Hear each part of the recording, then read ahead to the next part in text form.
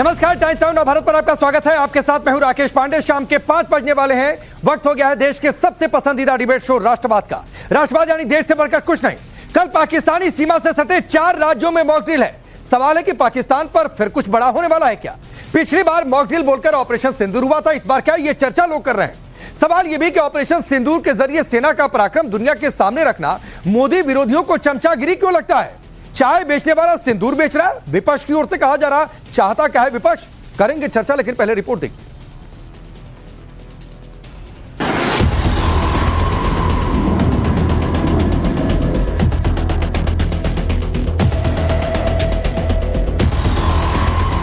हिंदुस्तान में ऑपरेशन सिंदूर पर सियासत बेहिसाब हो रही। मानो मार पाकिस्तान को पड़ी और दर्द अब भी विपक्ष के नेताओं की छाती पर हो रहा। ऑपरेशन सिंदूर के नाम से मोदी विरोधी इतना चिढ़े हुए हैं कि अब सबूत गैंग के बाद सौदा गैंग एक्टिव हो गया। प्रधानमंत्री मोदी के चाय बेचने से लेकर अब गर्भ सिंदूर को बेचने का आरोप लगाया जा रहा। ममता बनर्जी की पार्टी के नेता उदयन गुहा पीएम मोदी के ऑपरेशन सिंदूर पर दिए बयान पर तंज कसते हुए हमला बोल रहे। কেউ কেউ আগে হয়তো চায়ের ব্যবসা করতেন, এখন তারা কেউ কেউ হয়তো সিঁদুরের ব্যবসা করছেন। আগে গরম চা বিক্রি করতেন, এখন গরম সিঁদুর তাদের রক্তের মধ্যে দিয়ে বয়ে যাচ্ছে। সেই সিঁদুর বিক্রি করবার জন্য একেবারে উত্তরবঙ্গের আলিপুরদুয়ার পর্যন্ত ছুটে আসছেন। কিন্তু আমার বক্তব্যটা হচ্ছে যে এইভাবে মানুষের মধ্যে বিষ ঢুকিয়ে দেওয়ার চেষ্টা করবেন না। মানুষের মধ্যে বিষ ঢুকিয়ে দিয়ে, ধর্মীয় বিষ ঢুকিয়ে দিয়ে মানুষে মানুষে বিভাজন তৈরি করবার চেষ্টা করবেন না। टीएमसी कहती है देश और सेना के साथ है, और फिर टीएमसी के ही नेता ऑपरेशन सिंदूर का मजाक उड़ाते हैं। कहते हैं कि सिंदूर बेचा जा रहा है बिजनेस की तरह, और फिर कहते हैं कि चाय वाला है प्रधानमंत्री, पहले चाय बेचते थे, उनका भी मखौल उड़ाते हैं। मतलब कि देश में गरीबों का भी मजाक उड़ाते हैं, सेना का भी मजाक और गरीब जनता का भी मजाक। यही टीएमसी का असली चेहरा है। ममता बनर्जी के सिपाही का ये बयान उस वक्त आया जब एक दिन बाद प्रधानमंत्री मोदी अलीपुरद्वार का दौरा करने वाले हैं। पीएम मोदी के दौरे से पहले इस तरह की बयानबाजी कर टीएमसी नेता ने नया विवाद खड़ा कर दिया। इतना ही नहीं, प्रधानमंत्री मोदी के पाकिस्तान पर ललकार को फिल्मी डायलॉग और उसकी तुलना परेश रावल और प्रेम चोपड़ा से करने वाली कांग्रेस अब तो मोदी विरोध में अपनी ही पार्टी के नेता पर हमलावर है। कांग्रेस सांसद शशि थरूर भारत के 7 डेलीगेशन में से एक का नेतृत्व कर रहे। शशि थरूर विदेश में पाकिस्तान की बखिया उधेड़ रहे, लेकिन कांग्रेसी नेताओं को इससे भी परेशानी हो रही, पीड़ा हो रही। उदित राज तो शशि थरूर पर प्रधानमंत्री मोदी की चमचागिरी करने का आरोप लगा रहे। शशि थरूर जी बीजेपी के सुपर प्रवक्ता हैं, जो बीजेपी के लोग नहीं कह पा रहे हैं। मोदी जी की चमचागिरी या मोदी जी का गुणगान जितना वो नहीं कर पा रहे हैं, और बीजेपी के लोग उससे ज्यादा शशि थरूर कर रहे हैं। शशि थरूर जी को फौरन सुपर प्रवक्ता बीजेपी का बना देना चाहिए। उनसे अच्छा वकालत करने वाला कोई और नहीं मिलेगा। क्या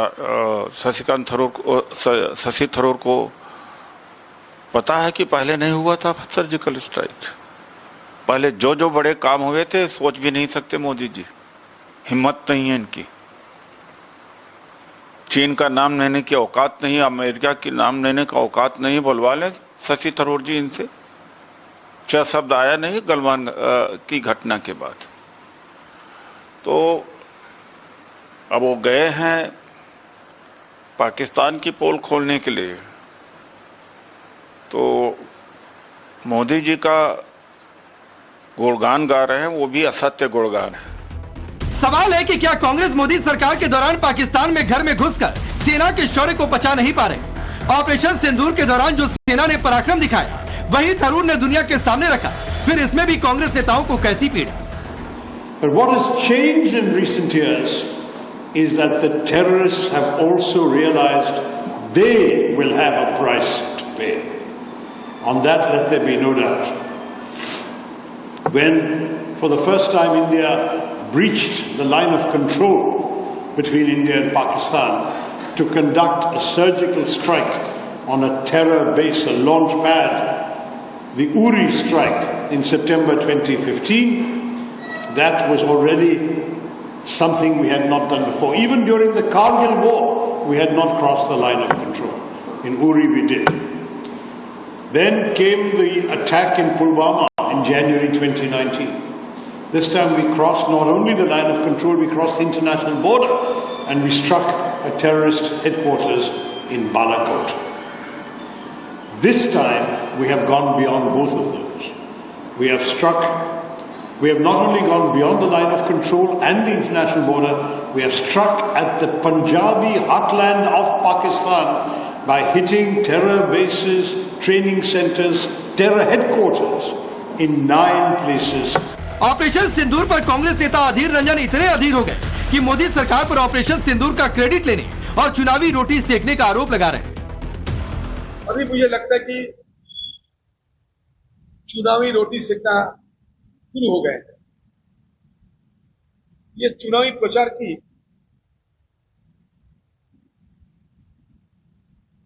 एक माहौल बन रहे हैं कि हमारे जवान नहीं बल्कि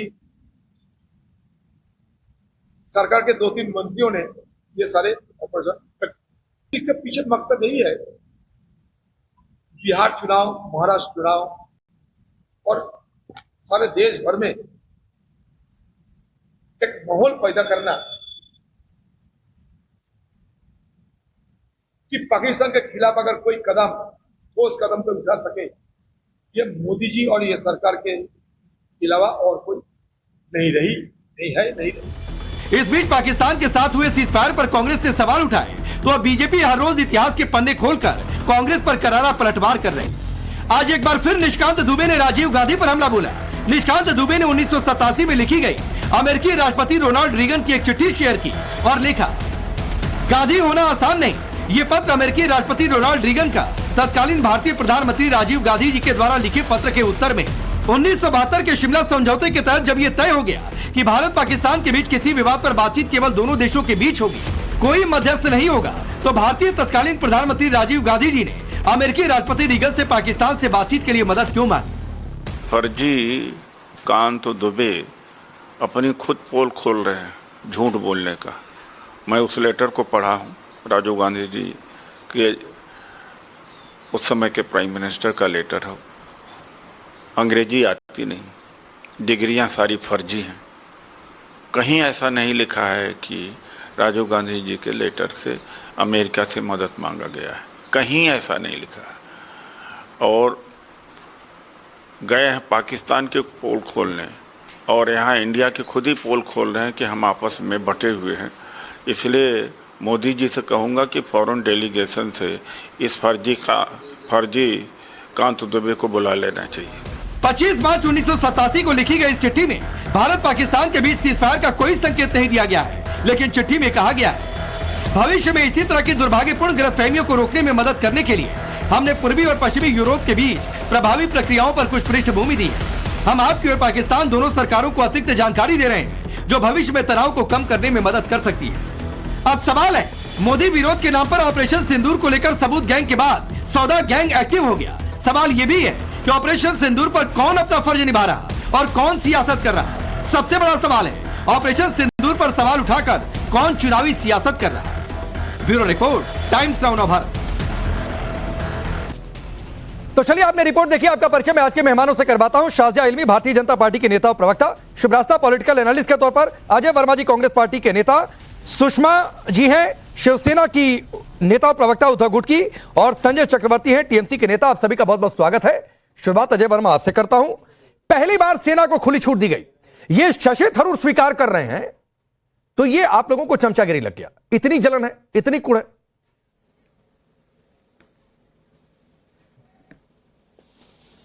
राकेश जी, शशि थरूर को जिस क्रोनोलॉजी के तहत भेजा गया है तो मोदी जी बेहतर जानते हैं, गॉड नोज बेटर। जब कांग्रेस पार्टी ने अपने प्रतिनिधिमंडल में अपने 4 नाम भेजे थे तो पार्टी की एक नीति लाइन पर ही पार्टी के लोग काम करते हैं, लेकिन चलिए उनका अपना निर्णय है, उसमें कोई दिक्कत नहीं।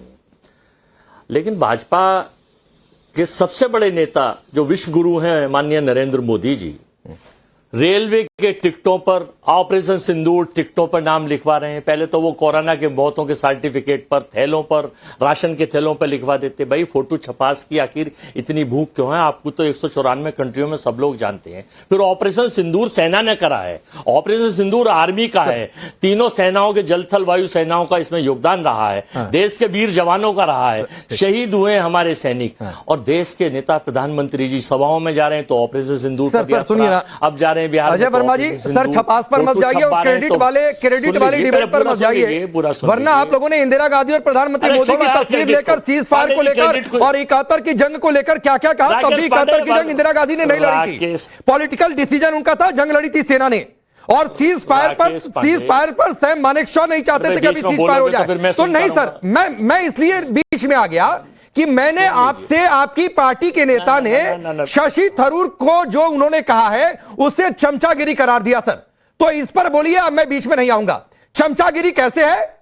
क्या पहली बार अंतर्राष्ट्रीय सीमा पार नहीं की गई है और इसे जाकर आपकी पार्टी का कोई सांसद स्वीकार कर लिया विदेश में जाकर, तो आपको चमचागिरी लग गई है?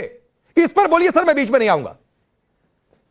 राकेश पांडे जी, आप एक केवल एंकर हैं न्यूज चैनल के, आप किसी कॉलेज के वाइस चांसलर नहीं है। अजय वर्मा जी सर, पाठ्यक्रम तय कर देंगे नहीं सर, हाँ नहीं बिल्कुल ठीक बात है। मैं एंकर ही हूं सर, और एंकर ही बने रहना चाहता हूं सर। और आप डिबेट के शो में हैं और डिबेट का ये फॉर्मेट है कि आपसे सवाल पूछा जाएगा, जवाब देंगे, और एंकर की ये जिम्मेदारी है कि सवाल से कोई भागे तो पकड़ कर ले आइए सवाल पर। नहीं, आप जो बोलिए, मैं आपका शब्द तय नहीं कर सकता हूं, लेकिन जहां मुझे लगेगा कि आप सवाल से भाग रहे हैं तो पकड़कर वहां से खींच कर लाऊंगा सवाल पर। यह मेरी जिम्मेदारी है बतौर एंकर सर। बाकी आप बोलिए, फिर भागेंगे तो पकड़ कर ले आऊंगा। जवाब ही नहीं दें जब आप सेना पर, जब सेना पर अब आप जवाब नहीं देंगे कि ये फोटो क्यों छपा रहे हैं, क्या जायज है फोटो? अरे मैं तो पूछ रहा हूं कि इंदिरा गांधी की तस्वीर लेकर और आप लोगों ने जो कुछ कहा क्यों कहा? फिर नहीं कहना चाहिए था। तो सर ये कहने का मोरल राइट आपको नहीं है? वो ऊपर चल नहीं, ये कहने का मोरल राइट नहीं है। अगर ये नहीं किया होता तब सेना की तस्वीर को लेकर क्या कहते नहीं कहते, मैं बीच में नहीं आता, शाजिया डिफेंड करती। लेकिन ये मोरल राइट नहीं आपको कहने का। उनसे बात करिए विश्वगुरु से सर, चमचागिरी वाले लाइन पर आइए ना,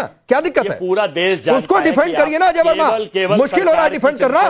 सरकार कि उदित राज ने तो बोल दीजिए एक लाइन, उदित राज ने गलती बोला, बात खत्म। हम तो सरकार से आपको, सरकार की कैद से आपको छुड़ाना चाहते हैं। नहीं प्लीज सर, प्लीज नहीं sir, please Ajay Varma ji, Ajay Varma ji sir, हमारी चिंता मत करिए सर, हम किसी की कैद में नहीं है। आपकी आदत रही होगी कि अपने समय में कैद में रखने की पत्रकारों को। हमारी चिंता मत करिए। नहीं, मैं आपकी चिंता नहीं कर रहा हूं, आप मेरी चिंता करने आए। आपको आदत रही होगी अपने समय में पत्रकारों को कैद में रखने की सर, प्लीज करिए। हाँ आइए, मैं फिर भाग रहा हूं, मुझे पता है कि आप फिर भागना चाह रहे हैं। आइए ना चमचागिरी वाली लाइन पर। उदित राज ने कहा चमचागिरी कर रहे हैं शशि थरूर, उस लाइन पर आइए, डिफेंड करिए उसको।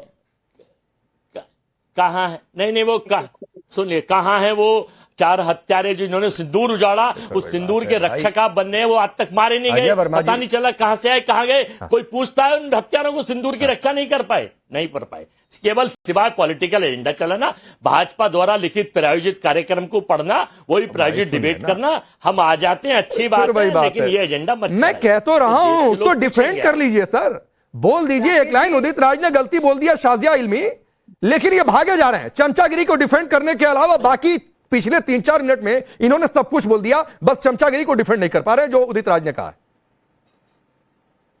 राकेश जी, ये काम तो आप कर रहे हैं भाई। अब जाहिर है, बोले तो क्या बोले, आपको देता है, मुंह की खानी पड़ेगी।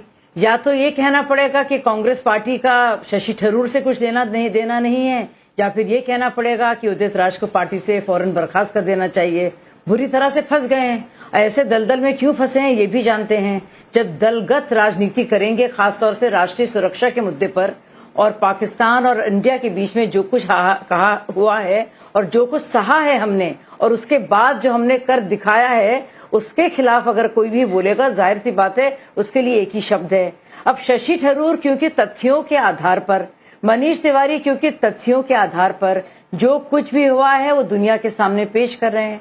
हमारे भी डेलीगेट्स हैं और पार्टी के भी हैं, लेकिन कभी वक्त आता है जिंदगी में हर एक देशवासी के लिए, जब आप सब कुछ भूलकर सिर्फ देश के बारे में, ना सिर्फ देश हित बल्कि सच बोलने पर मजबूर होते हैं, क्योंकि आपके पास इसके अलावा कोई और रास्ता भी नहीं है। तो ऐसे मौके में भी इस बहुत ही कहना चाहिए कि ये एक प्योर मोमेंट होता है और उस प्योर मोमेंट में भी आप में इम्प्योरिटी ले आते हैं, एक नापाक उसको कर देते हैं, गंदा कर देते हैं, उसमें छींटे डाल देते हैं आप गलीज राजनीति की, तो बहुत तकलीफदेह है। मनीष तिवारी हो या फिर शशि थरूर जी हो या फिर ओवैसी जी हो, लगातार हम लोग के संबंध जो हैं बहुत सारे मुद्दों पर लेकर बिल्कुल अच्छे नहीं रहे हैं। लेकिन ये कुछ और ही बात है, ये दलगत राजनीति से ऊपर एक बात है। ये ना सिर्फ तथ्यों की बात है, लेकिन भारत की निर्णायक जीत की बात है। ये अपने देश की संप्रभुता को मानने की, समझने की और समझाने की बात है। इसमें कहां से बात आ गई डोनाल्ड ट्रंप की मीडिएशन की।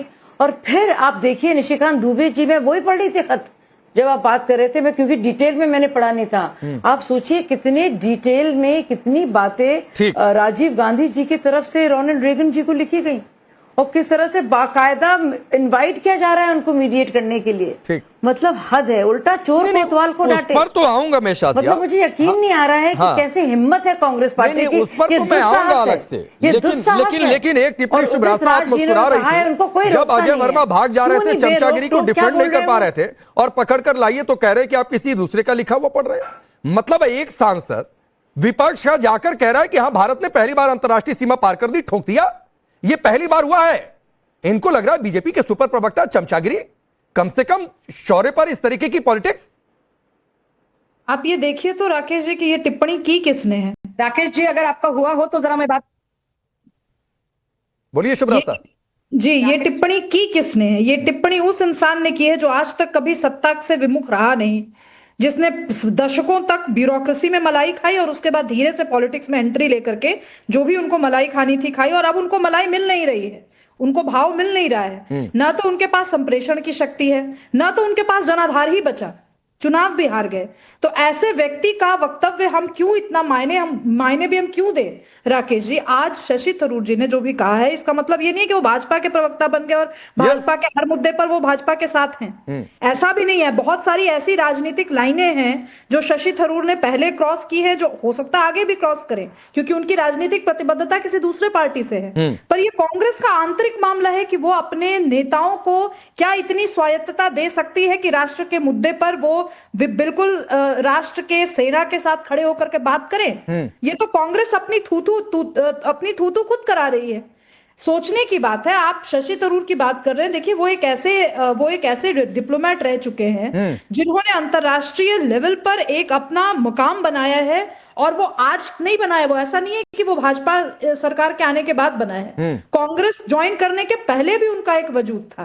कम से कम किसी चीज का सम्मान ये एक्स ब्यूरोक्रेट उदित राज अगर नहीं करते तो इसी चीज का कर लेते। दोनों तो ब्यूरोक्रेसी में रहे थे। मुझे कहीं ना कहीं लगता है राजनीतिक रूप से प्रतिद्वंद्विता का भी मामला है। नहीं, ये रेस में अकेले कांग्रेस पार्टी, अकेले उदित राज नहीं है शुभ्रास्ता। सत्ता के हाशिए इस रेस में टीएमसी भी आ गई है, विपक्ष में रहते हुए भी। जी, इस रेस में टीएमसी भी आ गई है। रखा है ये उसके संजय चक्रवर्ती। हाँ, इस रेस में टीएमसी भी आ गई है। संजय चक्रवर्ती मतलब प्रधानमंत्री मोदी पर चाय बेचने वाली टिप्पणी करके कांग्रेस आज तक उसका नतीजा भुगत रही है। मणिशंकर अय्यर वाली गलती, वही गलती आपकी पार्टी के नेता कि चाय बेचने वाले गर्म सिंदूर बेच रहे। देखिए, ऐसा है कि मुझे तो लगता है कि इस साल का लोकसभा चुनाव की ये तैयारी हो रही है। जो जिस तरीके से इस समय जो मार्केटिंग चल रही है, सिंदूर की मार्केटिंग चल रही है, सेना के शौर्य को क्रेडिट लिया जा रहा है, तो ये एक तरीके से लोकसभा, क्योंकि 240 इनको खप नहीं रहा है, ये अपनी मनमर्जी कर नहीं पा रहे, बैसाखी के सहारे टिके हुए हैं। इसलिए कश्मीर नहीं गए अभी तक। ताज्जुब की बात है, एक कश्मीर में जाकर के शहीदों के विधवाओं से मिले नहीं है, लेकिन घर घर में सिंदूर बांटने की टिप्पणी की घोर भर्त्सना ही नहीं करती हूँ। एक सुर में ये हमारी सेना का अपमान है इस तरीके का। मैं सेना का अपमान संजय जी, ये हमारी सेना का अपमान है। आपको मोदी जी से रंजिश हो, आपको भाजपा से रंजिश हो, आप बिल्कुल की वजह से हम जो है नहीं संजय जी, देखिए आप शहर से अपने देश के अंदर है। आपके बीच में मैं बीच में बोला नहीं था, आप बीच में मत बोलिए। बीजेपी के प्रवक्ता मत बोलिए, मुझे मेरे टाइम पे बोलने दीजिए। नहीं, बिल्कुल नहीं, बिल्कुल नहीं, आप बिल्कुल मेरे बीच में मत बोलिए, मेरे बीच में मत बोलिए मैडम, बीच में मत बोलिए। आप कितने हक मेरे बीच में बोलेगा? सुनिए संजय चक्रवर्ती, चक्रवर्ती सुनिए सर, डिबेट का कार्यक्रम है और किसी को भी काउंटर करने की छूट होती है, ज्यादा नहीं। तो शुभरास्ता ने एक लाइन का काउंटर कर दिया, उसके बाद नहीं किसी को, आप कह रहे हैं लोकसभा चुनाव की बात, अभी 1 साल ही हुआ है, 4 साल बाद लोकसभा चुनाव है। संजय चक्रवर्ती, बंगाल मत समझिए, बंगाल में अगले साल की शुरुआत में चुनाव है, साल भर के भीतर, तो लोकसभा चुनाव नहीं है अभी, आप समझिए इस बात को। और आपके आधार पर तैयारी है, नहीं सुनिए, ठीक है शुभरास्ता, ठीक है 9 जून की तैयारी है, नहीं शुभरास्ता इन्हीं के हिसाब से सवाल करता हूँ, शुभरास्ता इन्हीं के फॉर्मूले के हिसाब से सवाल करता हूँ। संजय चक्रवर्ती सुनिए ना, संजय चक्रवर्ती सुनिए, से दिक्कत है, नहीं इन्हें दिक्कत है, और दिक्कत इसलिए संजय चक्रवर्ती, आप कह रहे हैं ना चुनाव की तैयारी, लोकसभा चुनाव, तो भाई लोकसभा चुनाव तो भी 1 साल हो रहा है, मैं बता रहा हूं चुनाव की तैयारी कौन कर रहा है। चुनाव की तैयारी आपकी पार्टी कर रही है, क्योंकि अगले साल बंगाल में चुनाव है, और इसीलिए उदयन गुहा ने यह बात कही है भरे मंच से। आई बात समझ में? ये जो लोकसभा के चुनाव के लिए जो मैंने बात कही, गरम सिंदूर किसके खून में बह रहा है? दुनिया का पहला के इंसान है जिसके सिंदूर जो है बह रहा है, गरम सिंदूर बह रहा है, वो भी बीकानेर में जाकर के बोले हैं, उसके बाद चले गए गुजरात में रोड शो। तो आपको दिक्कत है इससे? कश्मीर क्यों नहीं गए? अगर इस देश की महिलाओं के साथ एकजुटता जताने के लिए, देने के लिए नहीं, अगर आपकी दिक्कत ये है संजय चक्रवर्ती कि मोदी जी ने कश्मीर में जाकर क्यों नहीं कहा, तो कहिए ममता बनर्जी के साथ डेलीगेशन लेके जाइए और आप जाकर कश्मीर में बयान दे दीजिए वो। ठीक है, मैं शाजिया को लाता हूँ, शाजिया को लाता हूँ। आपको मोदी जी के इस वक्तव्य से दिक्कत नहीं है? हाँ सुरभि जी, आऊंगा, एक काउंटर लेना जरूरी है बीजेपी से भी, एक काउंटर लेना जरूरी भी है, उसके बाद जो है सुषमा जी मैं आपके पास आऊंगा। और शाजिया, इन्हें सिंदूर से दिक्कत है, कह रहे हैं चुनाव की तैयारी, अगले साल तो बंगाल में चुनाव है, तो भाई सवाल तो ये उठेगा कि चुनाव की तैयारी कर कौन रहा है?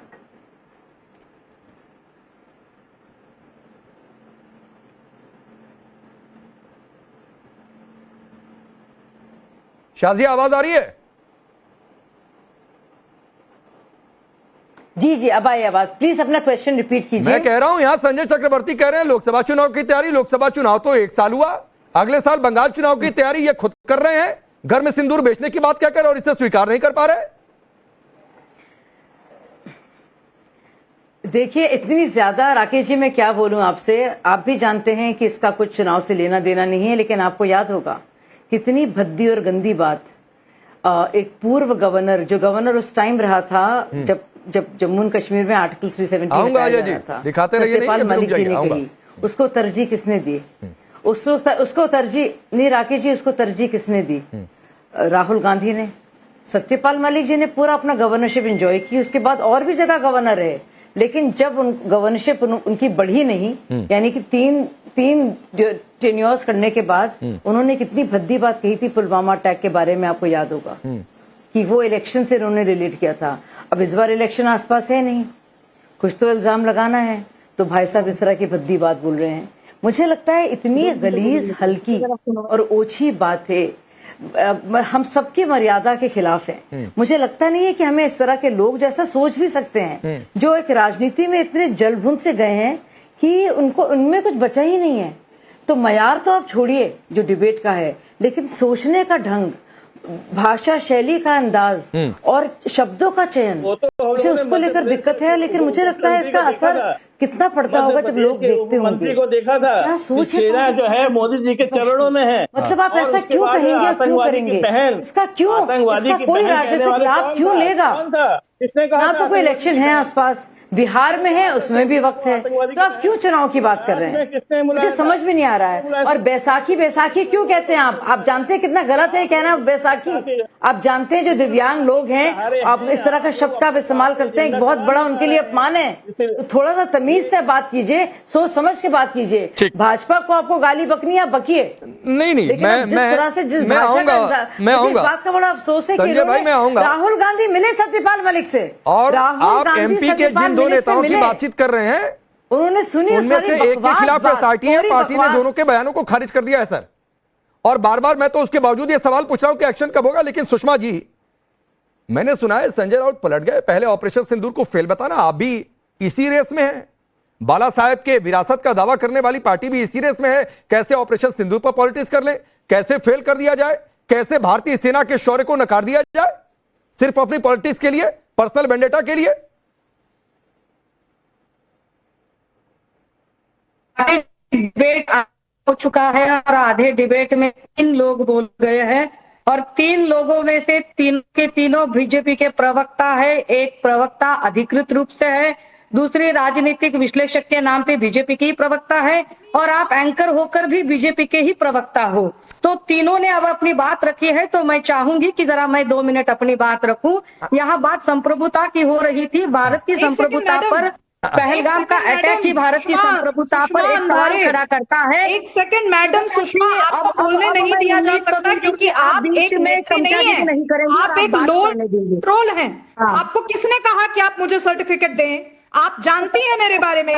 आपको मेरा ऑफिशियल पोजीशन क्या है किसी मुद्दे पर? वेरी गुड, आपको मालूम है? बकते रहिए। कई मुद्दों पर मैंने सामने पीड़ा बढ़त की है, आपको नहीं मालूम है तो आप क्यों बक रही है? यहाँ कौन है आप? आप जैसे नेताओं को हम जैसी जनता सही औकात दिखाती है। जब आप लोग एक टिकट तक नहीं, आप जनता नहीं है अंदर से और जमानत जनता नहीं है जैसे लोगों की। कौन है आप? जनता नहीं है। और किसने कहा आप बीजेपी की प्रवक्ता है? बांटे आप बीजेपी की प्रवक्ता है? नहीं, किसने दिया ठेका? आप बीजेपी की प्रवक्ता यूनिवर्सिटी ने दिया? आप प्रवक्ता है बीजेपी ने दिया? आप बीजेपी की प्रवक्ता है? बौद्धिक संघ ने दिया? आप बीजेपी की प्रवक्ता है? कौन है मैडम आप? सुब्रता बीजेपी की प्रवक्ता है? आप प्रवक्ता है बीजेपी की? आप प्रवक्ता है? अच्छा, मैं आता हूं बीच में। शुभरास्ता और सुषमा जी, मैं इसको सिंप्लीफाई कर देता हूं। शुभरास्ता जी सुनिए, ये नहीं, मैं आ रहा हूं बीच में। शुभरास्ता एक मिनट। सुषमा जी ने इसीलिए आपसे पूछना है क्या? हाँ, नहीं, मैं आ रहा हूं बीच में। मैं इसका सॉल्यूशन दे रहा हूं। मैं इसका सॉल्यूशन दे रहा हूं। सुषमा जी, आपको समय दे रहा हूं मैं। शुभरास्ता सुषमा जी ने, हाँ, मैं आपको समय दे रहा हूं। सुषमा जी सुनिए। शुभरास्ता एक मिनट शांत होइए। सुषमा जी ने जानबूझकर ये बात कही ताकि आप रिएक्ट करें। मैं जानबूझकर चुप रहा था।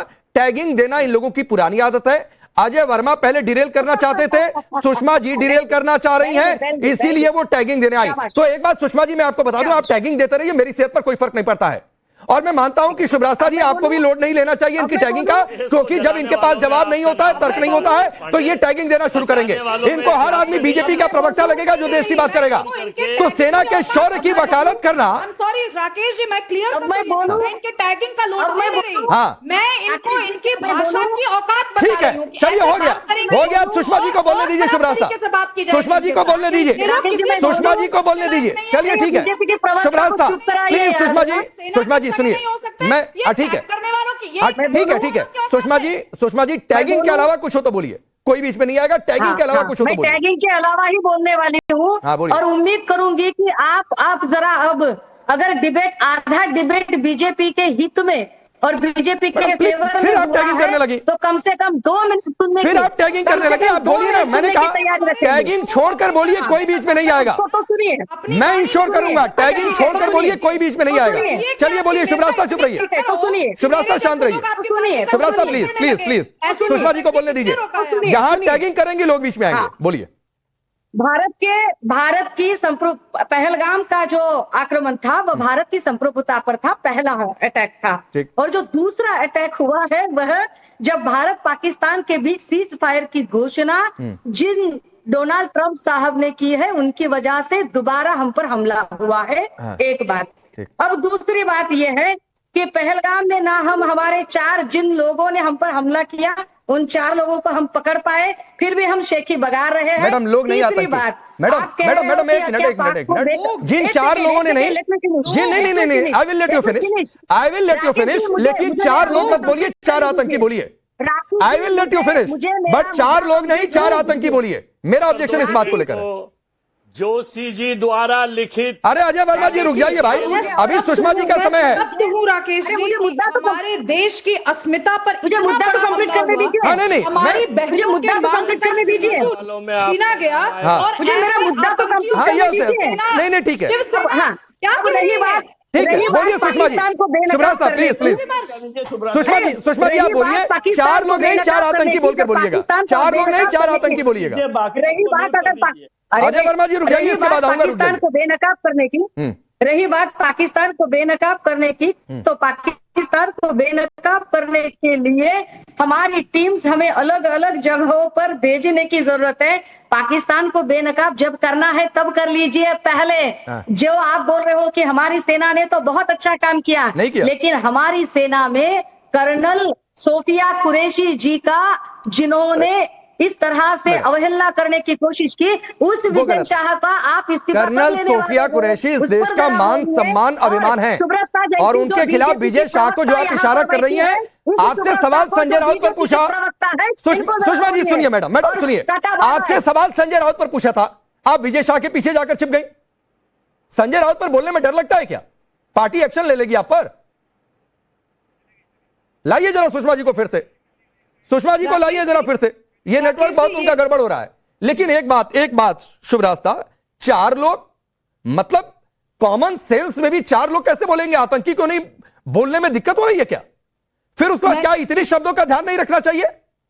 मैं इसी बात पे आ रही हूं राकेश जी, शब्दों का ध्यान रखना तो छोड़ दीजिए। मुझे तो ये लगता है कि ये महिला अस्मिता का प्रश्न पहले था। जब ऑपरेशन सिंदूर का उद्घोष भारतवर्ष ने किया तो ये महिला अस्मिता से जुड़ा मामला था। आज मुझे शर्म आ रही है ये कहने में कि हमारे डिबेट में एक पैनल में एक महिला ऐसी बैठी है जो एक पुरुष का बचाव करने के लिए दूसरे पुरुष के बयान के पीछे छिप रही हैं, जो सिंदूर पर कुछ नहीं कह रही, जिनके मुंह से ये बकार नहीं निकल रहा कि जो जिन 4 आतंकवादियों ने हमारी बहनों के माथे से सिंदूर छीना, उनके लिए इनके मुंह से सेक्युलर शब्द लोग निकल रहा है और ये अपने आप को बाला साहेब ठाकरे की विरासत का जिम्मेदार मानती है, हकदार मानती है। किस तरीके की शर्मनाक, मुझे लगता है आज महाराष्ट्र का हर एक राष्ट्रवादी नागरिक अपना सर शर्म से नीचे झुका रहा होगा। ठीक है, मैं वो तो सिर झुका ही रहा होगा शुभ रास्ता। मैं तो कल से इस सवाल को पूछ रहा हूं कि बाला साहेब ठाकरे जहां होंगे वो क्या सोच रहे होंगे कि कैसे लोगों के हाथ में अपनी पार्टी छोड़कर आया हूं। अजय वर्मा बड़ी देर से कुछ दिखा रहे, बोलना चाह रहे, बोलिए भाई बोलिए।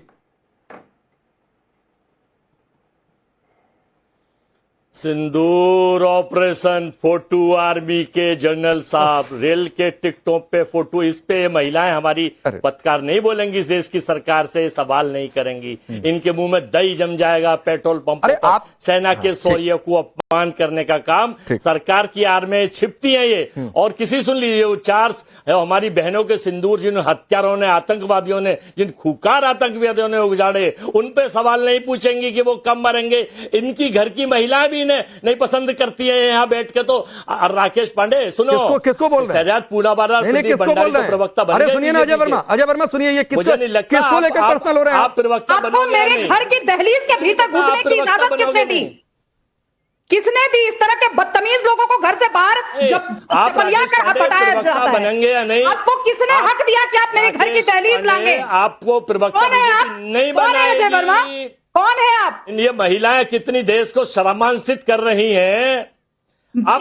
इस देश में महिलाएं शर्मसार होती हैं क्योंकि आप जैसे नेता किसी भी महिला प्रवक्ता के घर में घुसने की हिमाकत करते हैं। आपको इन्विटेशन दिया मैंने कि आप मेरे घर पर आइए, मैंने आपको चाय पे बुलाया, मैंने आपके साथ किसी भी तरीके का कोई लोकाचार रखा? आपकी हिम्मत कैसे हुई कि आप घर के भीतर घुस करके घर के भीतर की बात आप करने की कोशिश करें? नहीं, आपकी हिम्मत कैसे? आप केवल सिखाया गया आपकी पार्टी में नहीं, आपके घर तक नहीं जाऊंगी क्योंकि आपकी पत्नी, आपकी माँ, आपकी बहन और आपकी बेटी ये वीडियो देखकर परेशान होंगे। ठीक है, मैं आ रहा हूँ बीच में, मैं आ रहा हूँ। अजय वर्मा सुनिए ना, अजय वर्मा सुनिए, अजय वर्मा सुनिए, अरे अजय वर्मा सुनिए, ये फिल्मी डायलॉग रखिए भाई घर पे। मैं पूछ रहा हूँ, आप चमचागिरी को डिफेंड कर सकते हैं जो उदित राज ने कहा शशि थरूर के लिए, और आप इंदिरा गांधी की तस्वीर लगाकर क्या आप नहीं कहते हैं कि उन्होंने पाकिस्तान को 2 टुकड़े कर दिया? क्या आप तब तस्वीर नहीं लगाते हैं? क्या तब ये आरोप नहीं लगता है कि आप सेना का क्रेडिट ले रहे हैं? घर में प्रवेश करने की कोशिश करें, दुराचारी शट। अजय वर्मा की महिला जाति के एक मिनट, अजय वर्मा की आवाज डाउन करिए थोड़ी सी। अजय वर्मा सुनिए, एक तो महिलाओं को लेकर इस तरीके की टिप्पणी मैं बर्दाश्त नहीं कर सकता हूं, आपको पहले बता दे रहा हूं, चाहे वो आपकी पार्टी से हो, चाहे किसी भी पार्टी से हो, या फिर कोई पॉलिटिकल एनालिस्ट ही हो। तो ये कलंक है, नहीं कलंक है, जाकर बाहर मेरे कार्यक्रम से बाहर टैगिंग देते रहिए। मैं आपको पहले बता रहा हूं अजय वर्मा, मैं आपको पहले बता रहा हूं, एक उदित राज को आप डिफेंड नहीं कर पा रहे हैं और कह रहे हैं कि सबको टैगिंग दे रहे हैं कि सबके मुंह में दही जम गई है। उदित राज ने जो कहा गलत कहा, ये बोल नहीं पा रहे, आपके मुंह में दही जम गई है। ये पुरुषवादी राजनीति है, ये पुरुषवादी राजनीति है और ये कांग्रेस इसकी सबसे बड़ी दारोमदार है। ठीक है शाजिया, महिलाओं को लेकर लगातार अजय वर्मा पहले शुभ रास्ता को टारगेट किया, फिर आपकी पार्टी को बहुत ही और इंदिरा गांधी की तस्वीर लगाते हैं, तभी ने याद नहीं रहता है कि तब क्रेडिट कौन ले रहा है। राकेश जी, बहुत ही मुझे अफसोस के साथ ये कहना पड़ रहा है, शिवराज जी मुझे तो लगता नहीं कभी भी भाजपा की प्रवक्ता रही हैं। मेरे उनसे खुलकर कई बार बहुत सारे विषयों पर मतभेद रहे हैं, लेकिन जिस तरह की मैं भद्दी भाषा और सुन रही हूँ शिवराज जी के बारे में अजय जी द्वारा, मुझे लगता नहीं किसी को भी बर्दाश्त करना चाहिए। ये बहुत ही, अब क्या उन्होंने भद्दी और गंदी बातें कही और क्यों? ये क्या प्रोवोकेशन है? क्या हो रहा है आपको? क्या ऐसा कुछ आपको चैलेंज करती है इंटेलेक्चुअली शिवराज जिसका आप जवाब नहीं दे पाते, जिसकी वजह से आप उल जरूल बकते हैं, ओल फोल बकते हैं? नहीं, ऐसा क्या सवाल है और आपको क्यों दुश्वारी हो रही है उदित राज के जो उन्होंने बहुत ही भद्दी और गंदी बात शशि थरूर के लिए कही है कि आप उसको डिफेंड नहीं कर सकते, तो आप औरों पर अटैक करना शुरू करते हैं? क्यों इतने आप बताइए, इतने आप बिल्कुल आप में इतनी कुव्वत नहीं, वो इसलिए शाजिया वो इसलिए नहीं डिफेंड कर पा रहे हैं क्योंकि वो मान रहे हैं कि शशि थरूर, उदित राज ने जो कहा वो सही कहा। वो इस देश की सेना की बात करने को अजय वर्मा मान रहे हैं कि ये चमचागिरी है, वो ये मान रहे हैं कि चमचागिरी है। के बारे में इतनी आपत्तिजनक बातें कह रहे हैं। राकेश को भाजपा राष्ट्रीय प्रवक्ता नहीं। अरे अजय वर्मा प्लीज, आप अपनी पार्टी में पहले प्रवक्ता बन जाइए सर। आप नेता है कांग्रेस के, आप भी आधिकारिक तौर पर प्रवक्ता नहीं है सर। प्रदीप भंडारी को तो नेता है, पार्टी का पक्ष रखते हैं सर। प्रवक्ताओं की लिस्ट में आपका भी नाम नहीं मिलेगा, जाकर आपकी पार्टी में देखे तो। क्यों आप इसमें पड़े भाई साहब? क्या आपकी छोटी सोच है? तो कांग्रेस का कार्यकर्ता हूँ। हाँ तो ठीक है, मैं भी वही कह रहा हूँ। मतलब इससे कभी आप प्रदीप भंडारी के पीछे पड़े हैं, शहजाद पूनावाला के नहीं पूछेंगे? मुझे समझ भी नहीं आ रहा इनको क्या हो गया है। आपके पास जवाब नहीं है। अगर आप नहीं, आप जानते हैं कि कांग्रेस पार्टी की तरफ से बहुत बड़ी नहीं समय इतना ही है शिवराज, लेकिन अजय वर्मा एक जाते जाते आपको बात कह रहा हूं सर, महिलाओं को टारगेट मत किया करिए किसी भी पार्टी की। सुषमा जी चली गई, संजय राउत को डिफेंड नहीं कर पाई। आप उदित राज को यह सोचकर शायद डिफेंड नहीं कर रहे कि उदित राज ने सही कहा, तो सेना की बात करना आपको चमचागिरी लगती है। कम से कम सियासत को इस लेवल पर मत गिराइए। आप सबका बहुत बहुत शुक्रिया।